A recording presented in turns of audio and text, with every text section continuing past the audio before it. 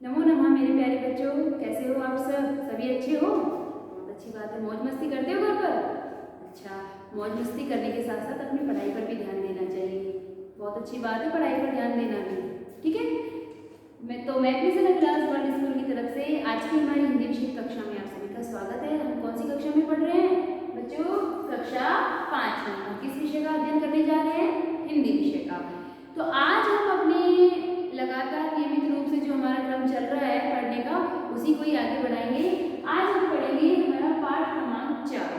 ठीक है, हमारी पाठ्य पुस्तक का पाठ 4 जिसका नाम है माँ कह रही, माफ कीजिएगा बच्चों, माँ कह एक कहानी।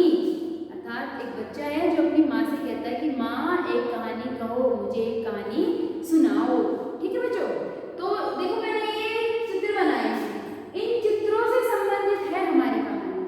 ठीक है, अब हमें पता नहीं है कि ये चित्र हमें क्या बताना चाहते हैं, तो वो हम अपनी कहानी में पढ़ेंगे। ठीक है, उससे पहले हम शब्दार्थ देख लेते हैं। हमारे पाठ में कठिन शब्द जो आने वाले हैं आगे, उनका क्या अर्थ हो सकता है? देखिए, चेटी, चेटी का अर्थ होता है दासी। पहले के जमाने में, राजा महाराजा के जमाने में दास दासियां होते थे, तो दासी को क्या कहा जाता था? चेटी। हठी, जिद्दी, अपनी बात को मनवाने वाला, है ना, हट करके बैठ जाने वाला जिद्दी। मान धन, मान सम्मान रूपी धन। ठीक है, तात, पिता, भ्रमण, घूमना, सुधी, सुगंध, अच्छी गंध, है ना, विघ्न, घायल, आंखें तक शिकार। ये तो कुछ जो कठिन शब्द थे वो मैंने शाम पट पर लिख दिए, और जो जब हम अपनी कहानी को पढ़ेंगे, है ना, तो उसके बीच बीच में जो भी कठिन शब्द आएंगे उनके मैं आपको मौखिक अर्थ बता दूंगी, आप ध्यान से सुनना। ठीक है बच्चों, तो सब अपनी अपनी जो किताब है वो खोल कर बैठेंगे। देखो, किताब है हमारी हिंदी की, और आज का जो हमारा पाठ है वो है पाठ 4, माँ कह एक कहानी। तो बच्चों, ये बच्चों के लिए कहानी है। एक बार सिद्धार्थ, जो बाद में आगे चलकर गौतम बुद्ध हुए, उनके पुत्र थे राहुल। उनके पुत्र का क्या नाम था? राहुल। तो राहुल अपनी माता से कहते हैं कि माँ मुझे एक कहानी कहो, मुझे एक कहानी सुनाओ। तो जो उनकी माता है उनको कहानी कहती है कौन सी? उनकी माता उनको उनके पिता की ही कहानी कहती है कि उनके पिता द्वारा एक कार्य किया गया था बहुत अच्छा, तो उसी को ही कहानी के रूप में राहुल को सुनाती है। और वो कहानी हमारी पाठ्य पुस्तक में कविता बद्ध तरीके से दी हुई है, तो उसका भी हम साथ साथ अर्थ करते चलेंगे कि इसका क्या अर्थ निकलेगा। ठीक है बच्चों, तो आप अपना पृष्ठ संख्या 33 निकाल लीजिए और हम अपनी कहानी पढ़ते हैं। सबसे पहले पाठ 4, माँ कह एक कहानी। उसके बाद अब देखिए, थोड़ा दाईं तरफ लिखा है मैथिली शरण गुप्त। मैथिली शरण गुप्त द्वारा ये कविता रची गई है। हमारे लेखक का नाम क्या है? कवि का नाम क्या है? मैथिली शरण गुप्त। नन्हे दोस्तों, एक बार सिद्धार्थ, जो बाद में गौतम बुद्ध के नाम से प्रसिद्ध हुए, के पुत्र राहुल अपनी माँ से कहानी सुनाने की जिद करने लगे। ये बात मैंने आपको बताई ना, अपनी पुस्तक में दी हुई है। उनकी माँ ने उन्हें एक कहानी सुनाई। कौन सी कहानी सुनाई? अब देखिए बच्चों, कविता पढ़ रहे हैं, ध्यान से सुनना। माँ कह एक कहानी, माँ ने कही एक कहानी, बेटा समझ लिया क्या तूने मुझको अपनी नानी। अब माँ कह रही है किसकी? राहुल की, कि बेटा क्या तुमने मुझे अपनी नानी समझ लिया है? क्योंकि नानी और दादी ही कहानी सुनाती है, उनका बस यही काम रह जाता है अपने पोते पोतियों या नाती नातिन को कहानी सुनाना। उनके पास बहुत सारी कहानियों का भंडार होता है। कहती है मुझसे यह चेटी, कि मुझसे ये दासी कहती है कि तू मेरी नानी की बेटी, कि आप या तुम मेरी नानी की बेटी हो।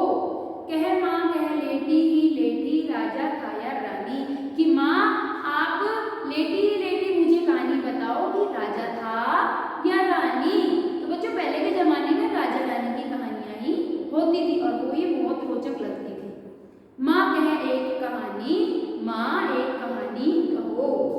तू है हठी, मतलब तू है जिद्दी। अब माता कह रही है राहुल की, तू है जिद्दी मान धन, मान सम्मान रूपी धन मेरे, सुन उपवन में बड़े सवेरे। एक दिन उपवन अर्थात हमारे उद्यान में सुबह सुबह तात भ्रमण करते थे तेरे, कि तुम्हारे पिता भ्रमण कर रहे थे, घूम रहे थे।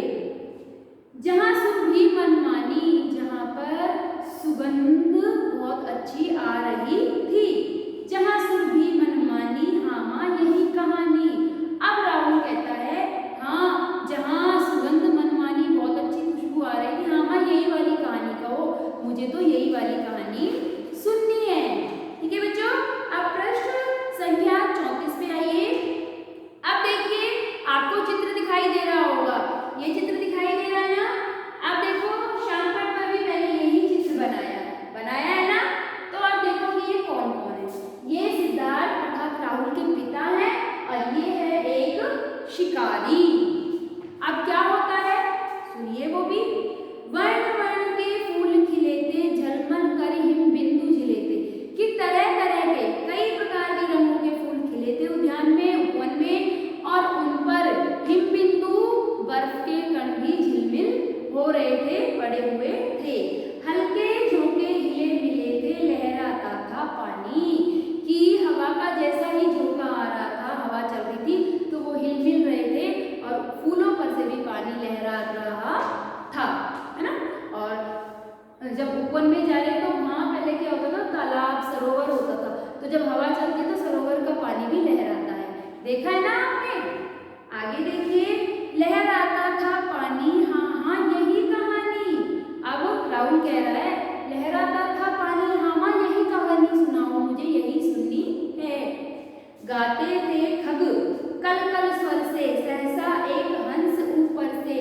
गाते थे खग, खग मतलब होता है पक्षी, जैसे आप कई पक्षी उड़ते देखते हैं ना, चिड़िया, तोता, मोर, कबूतर, ये पक्षी, कि ये सभी गा रहे थे कल कल स्वर से, और एक हंस ऊपर से, और उनमें कौन सा पक्षी भी था, हंस। गिरा गिद्ध होकर खरशर से, वो घायल होकर किसी तीर से नीचे गिर गया तीखे तीर से। हुई पक्षी की हानि, और वो पक्षी की हानि हो गई, अर्थात उसको लग गई चोट, वो घायल हो गया। हुई पक्षी की हानि, करुणा भरी कहानी। माँ हाँ, हुई पक्षी की हानि, ये तो बहुत ही दुख भरी कहानी है, करुण भरी कहानी है। चौंक उन्होंने उसे उठाया, नया जन्म सा उसने पाया, कि चौंक कर उसने उन्होंने उसे उठाया, किसको, हंस को। किसने उठाया, सिद्धार्थ ने। सिद्धार्थ कौन थे, राहुल के पिता। और सिद्धार्थ ने क्यों उठाया, क्योंकि सिद्धार्थ उपवन में घूमने गए हुए थे, तो जब उन्होंने देखा कि हंस घायल पड़ा है तो उन्होंने उसको उठा लिया, नया जन्म सा उसने पाया। तो हंस ने एक राहत की सांस ली, जैसे उसने नया जन्म पा लिया। इतने में आंखें टक आया, आंखें टक होता है शिकारी, इतने में वो शिकारी आ गया। लक्ष्य सिद्धि का मानी, कि उसने दिखाया कि मैंने इसको मारा है, वो अभिमानी हो गया, है ना। लक्ष्य सिद्धि, अपने कार्य को करने में सिद्ध हो गया वो। लक्ष्य सिद्धि का मानी, कोमल कठिन कहानी। लक्ष्य सिद्धि का अभिमानी हो शिकारी, माँ ये तो कोमल और कठिन कहानी है, ये बात राहुल कहता है। मांगा उसने आहत पक्षी, तेरे तात किंतु ते रक्षी, कि उस शिकारी ने आखिरकार ने उस पक्षी को मांगा, कौन से पक्षी को, घायल हंस को, लेकिन तुम्हारे पिता ने उसकी रक्षा की थी।